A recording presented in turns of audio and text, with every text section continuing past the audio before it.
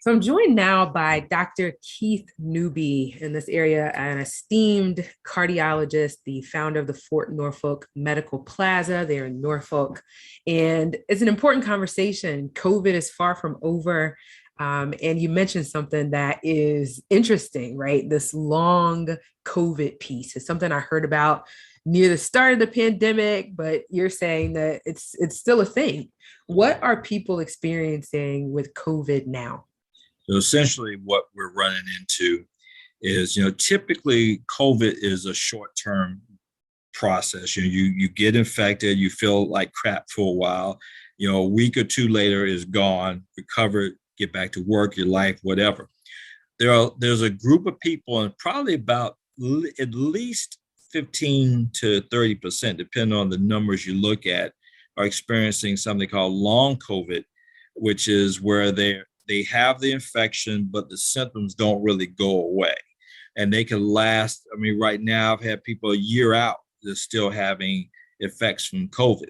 We're seeing like memory loss, or they call it brain fog. They have, and I get a lot of referrals for palpitations, chest pain, shortness of breath, where they're thinking there's a cardiac manifestation. Shortness of breath, which is another long-term problem, GI issues. People are developing diabetes that didn't have it before from COVID. You're running into muscle problems where they're weak, tired, can't function.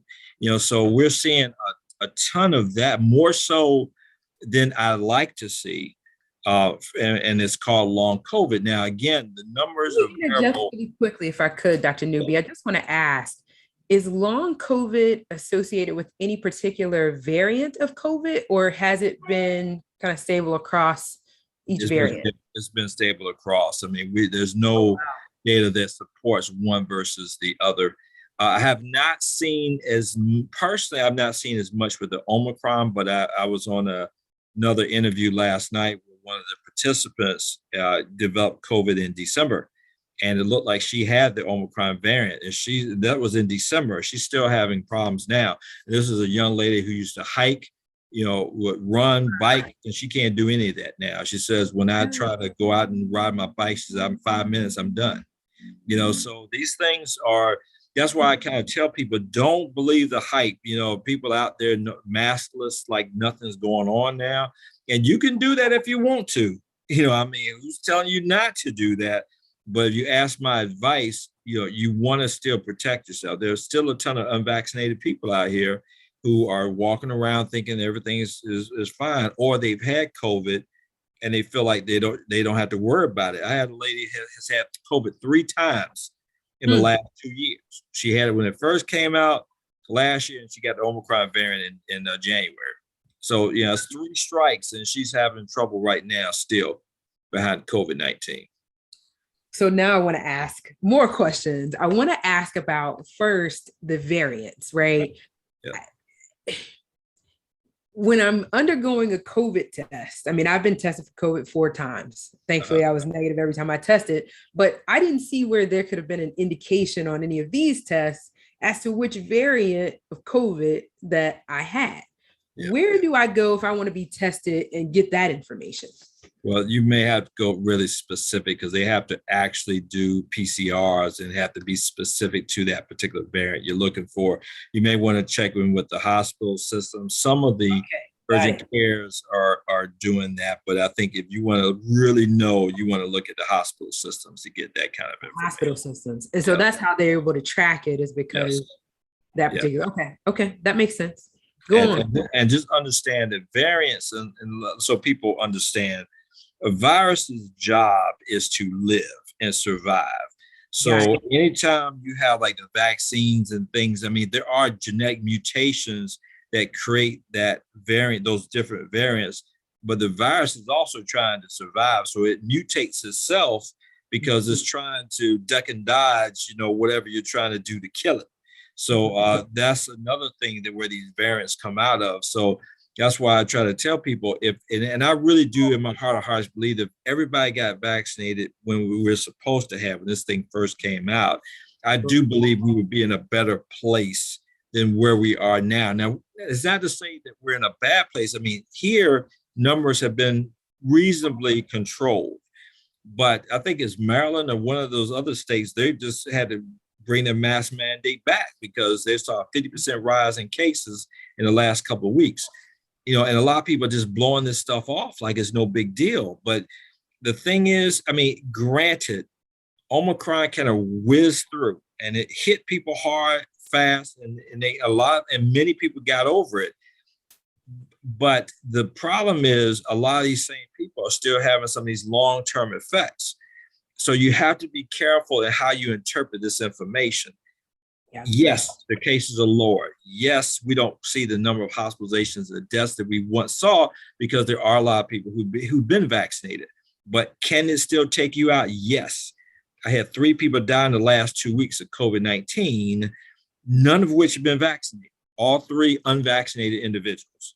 And it breaks your heart when you see that because you're trying to help people and they're instead of giving you a bunch of nonsense why they don't want to take it, give me all the government conspiracy theory stuff that I'm like, listen, if those people got that kind of time to come up with all these conspiracy theories just to kill you, then we're in a bad way. I say, because I know I work every day. I don't have time to come up with a conspiracy theory to hurt somebody else. So I really think we're taking this stuff to an extreme we don't need to do. I want to ask this question. A lot of folks say, in the vein of conspiracy theory, and I'm not going to go all the way there, but a lot of folks say, this is a flu. This is another variant of the flu. This is just a flu.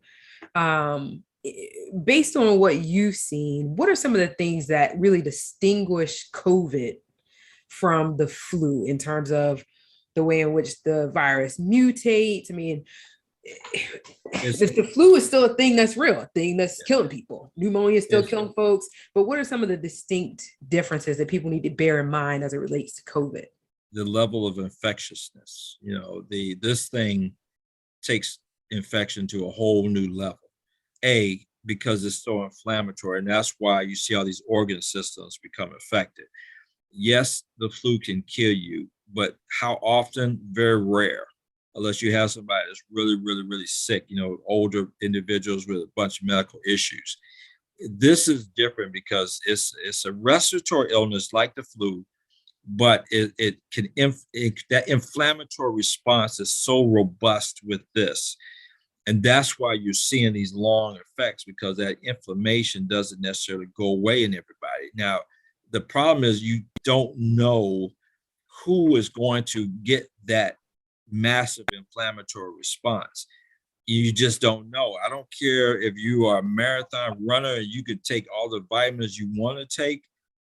That does not mean that you don't have the potential to get this infection and die from it. It's just it doesn't, because what dictates death is your body's ability to create an immune response to something it's never seen before. And that's the thing I'm trying to tell people. I love people who take care of themselves. I love it. I'm glad to see it, but it doesn't negate if you've never had COVID before, which some people have and some haven't. But if you never had COVID before, your body has never seen this virus to start to build an immune response. It's almost like, look at it like this. If you have, you're going to fight a war and say that the opposing army has, say, 10,000 soldiers and you're a soldier of 1, and you have your people who are not trained or ready to help you fight these people because they've been chilling for the last year and they've been eating all their Hostess Ho-Hos and Twinkies and they don't gain about 50 pounds. So they're sitting in there chilling, sleeping, and then when this army comes and you say, boys, I need you to help me, they're not prepared to do that. They have not been trained to be ready. The vaccine is like that trainer. It's like somebody getting Mike Tyson ready for a fight. You're not going to go in and fight Mike Tyson. Gotcha. Oh, I don't care that he's in his 50s now. I still ain't going to fight that brother. No, I'm good. That. So, so if you're not prepared for that fight, you're not prepared. The only way you can get prepared is to either exposure to the virus or the vaccine. And you don't want to take the risk for just exposure to the virus if you can help it. But even if you've had that exposure, the problem is over time, that's like going back eating them Twinkies after a while. your body gets that immune response starts to die off because you're not fighting the bowels anymore. So Yeah. everybody's gone back into the corner eating the stuff they want to gain weight again, and it's not helping you be prepared. The vaccine and the boosters are like you're staying in training. Your body's staying in training to get ready for that big fight. That's the difference, and that's what I'm trying to get people to understand. Understand, and it makes a lot of sense. And I think this might be my last question for you, Dr. Newby, and it's really around something that you mentioned, inflammatory response. One of the things I've been hearing from, a lot of the overnight physicians that COVID has helped to develop is that COVID likes to attach itself to an existing weakness in the body, right? And that's why, or theoretically, that's why folks have said that they have developed, I mean, it's not just the respiratory piece, they may develop a UTI or some kind of bladder infection or some infection somewhere else where maybe there was an existing. Have you heard this? Does it make any sense at all? Yeah, Is well, COVID looking for some way to proliferate in the body? Is it? Well, that's the virus's job. Its job is to live, and Right. it's there to take over you as a host. So I would say, look at it like this: it's not so much that it sticks to weak areas, but it, anytime you're infected, your immune system drops because it's trying to build up to fight what it has to fight. So it's not paying attention to anything else that's going on in your body. So if you have a situation where you're, say, you're exposed to a bacteria.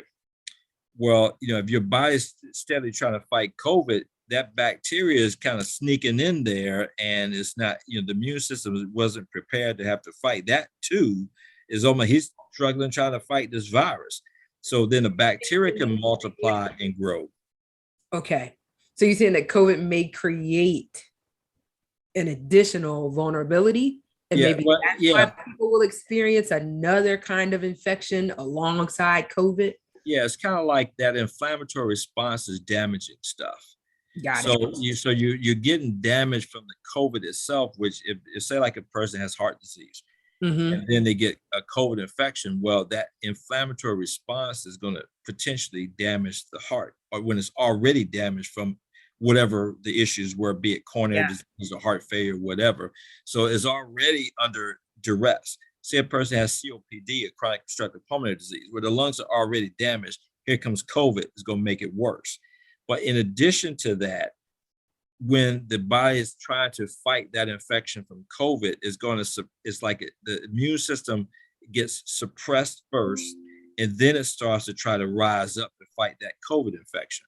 While it's spending time trying to fight COVID, any other infections that you may be exposed to, be it bacteria or some other virus or whatever, can potentially manifest itself, because while your immune system is steadily trying to beat up COVID, it's forgetting about the other infections that's going on in the body, because it can't fight for so much at one time. So it's saying, because COVID is an immediate threat, it's hitting that up while other things can potentially manifest itself. And then that other infection could potentially take you away from here. So it's almost a sneak attack. Yeah, it is definitely interesting. I do have one friend who had to have a double lung replacement as a function of COVID. That is so fortunate that they were able to get that, because that's not easy to get. Lung transplants are not like kidney transplants. And even kidney transplants could be difficult to get, but lung is like 10 times tougher to get. So that person was very fortunate and blessed to be able to get that lung transplant. Yeah, it's just sad, I mean, and it really is. That's why I kind of beat people up about when we go toe to toe on this vaccine.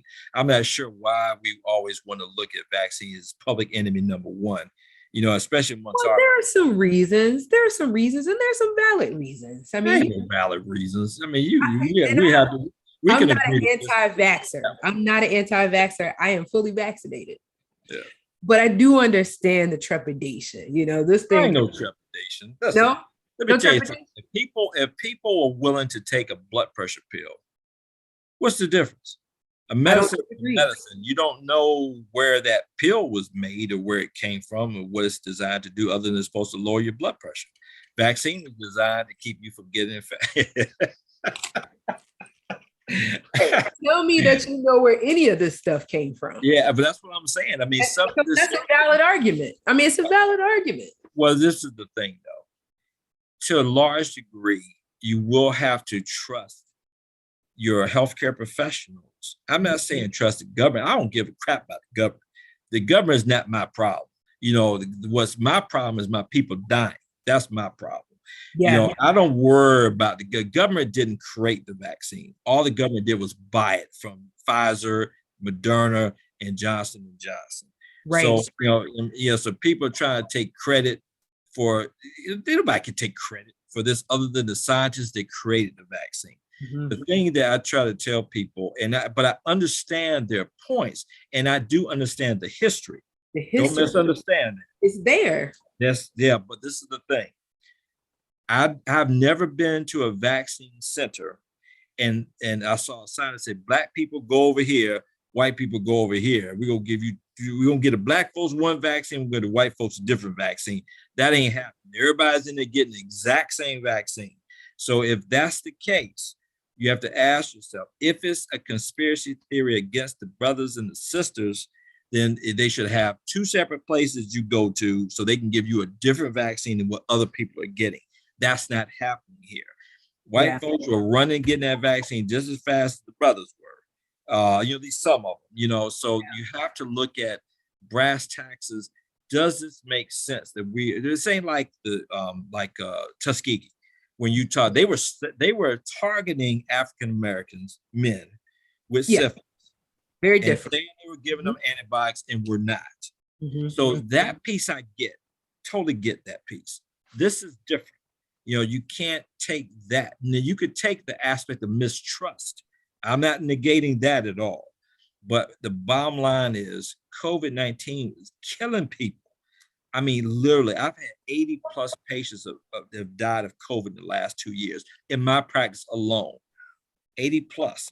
And that's all I know about. That's not including the ones I don't know about that died of COVID. Right. So when you get that number of people that were dying from COVID, listen, I was like, wherever that vaccine is, give it to me now. I had no trepidation about taking that, none, because I was seeing deaths too many times. I had two first cousins, husband and wife, died 2 days apart from each other before the vaccine was made available. Back-to-back deaths.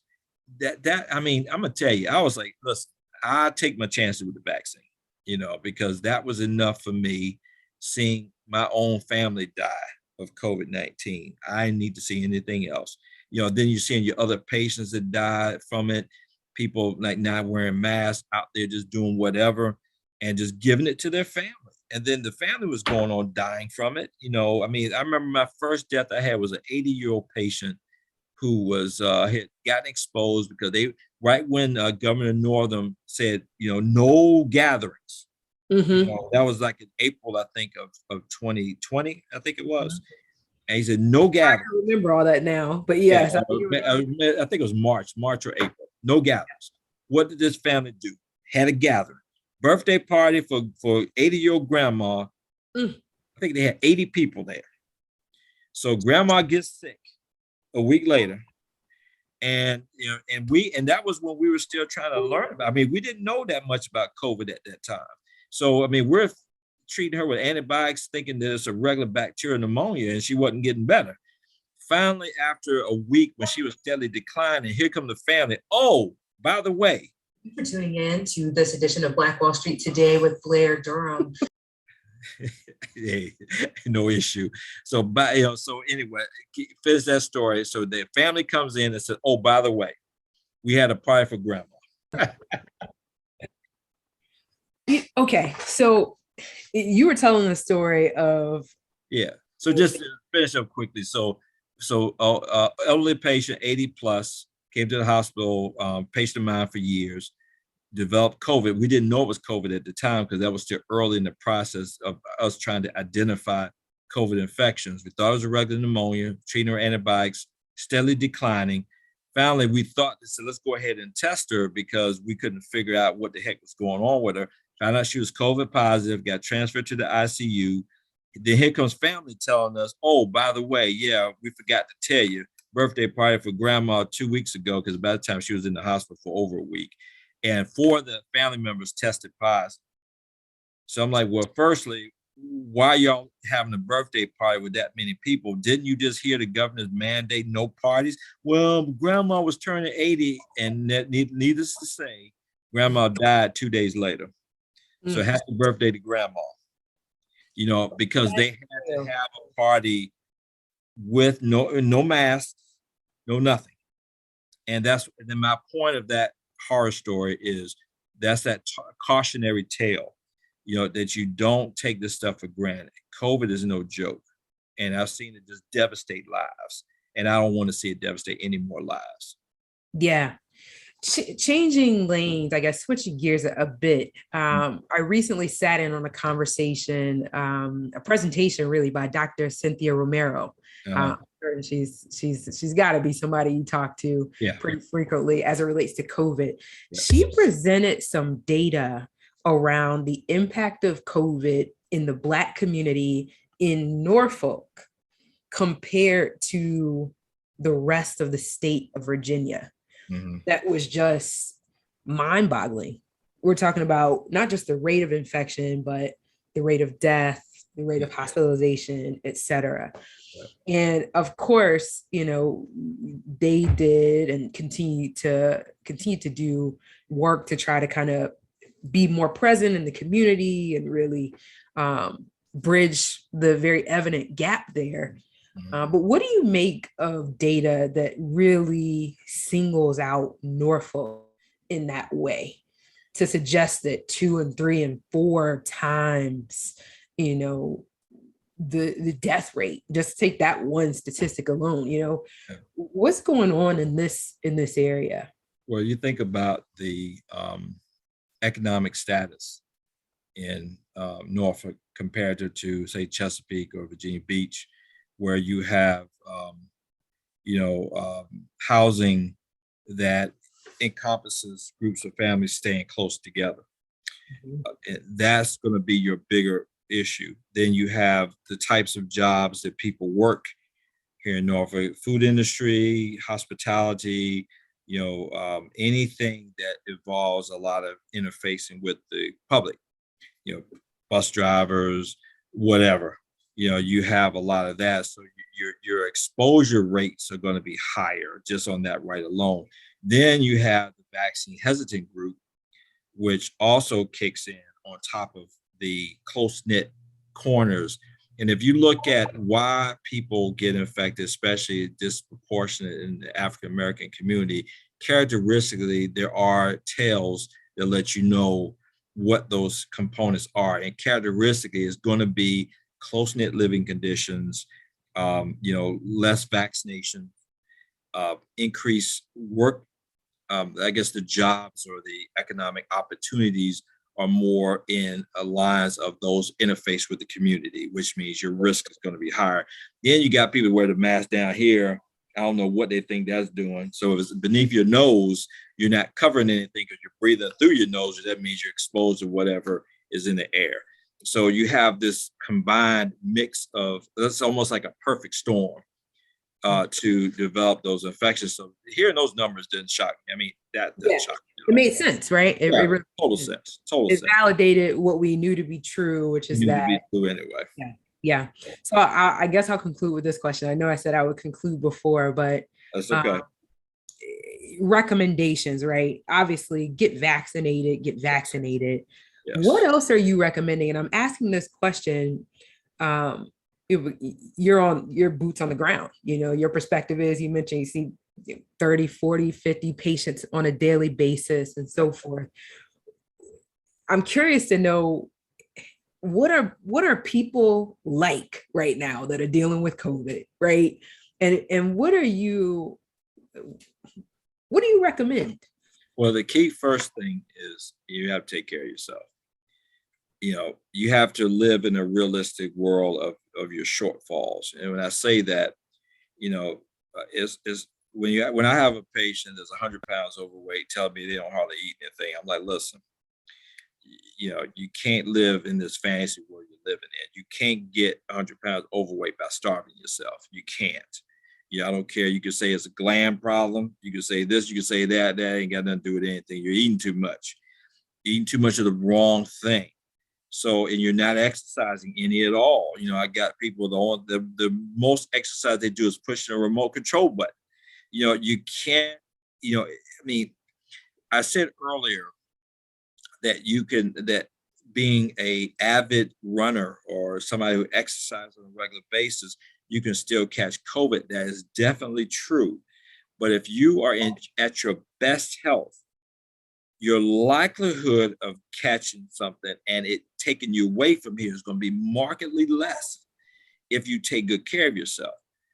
If you look at who dies of COVID, who gets sick in the African American community, it's going to be the people who are obese, people who with chronic medical conditions, hypertension, diabetes, high cholesterol, cancer patients, people that have severe arthritis problems where their mobility is limited.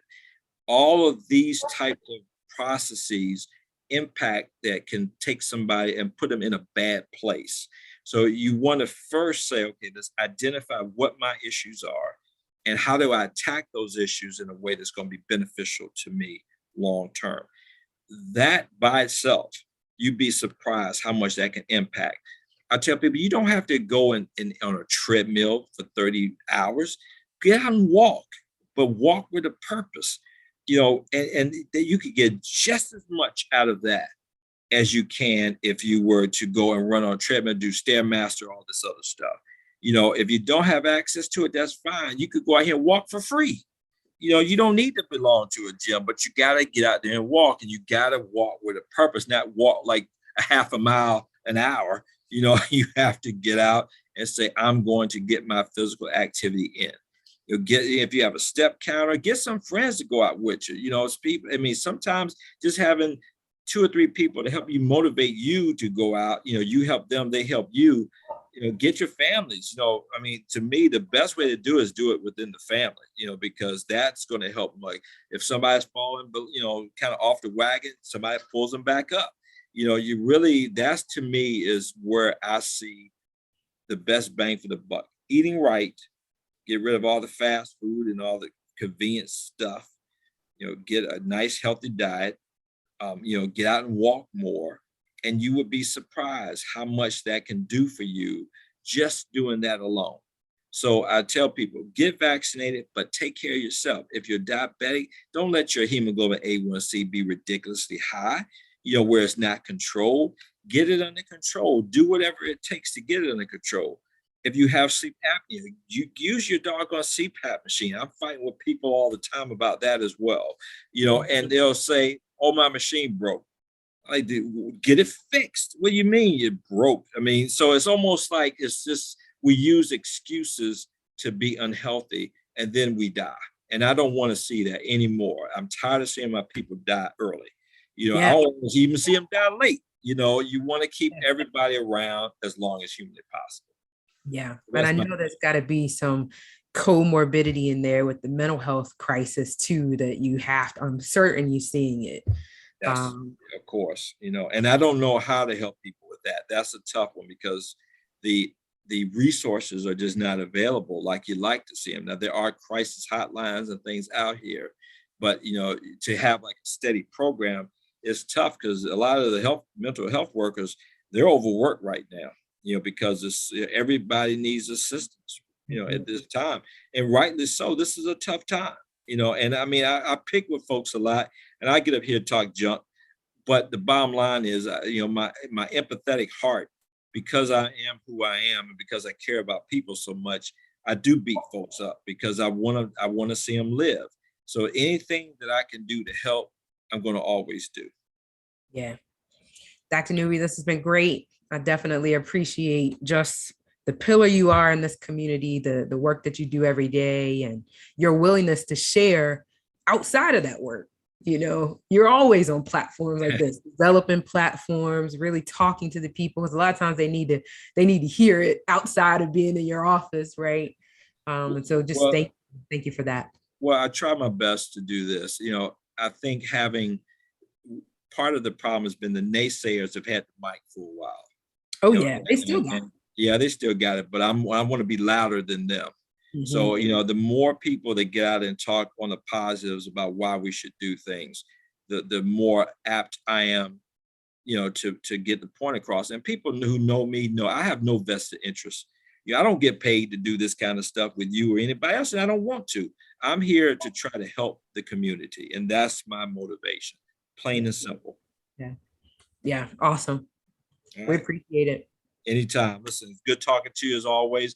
Family, I hope is doing well.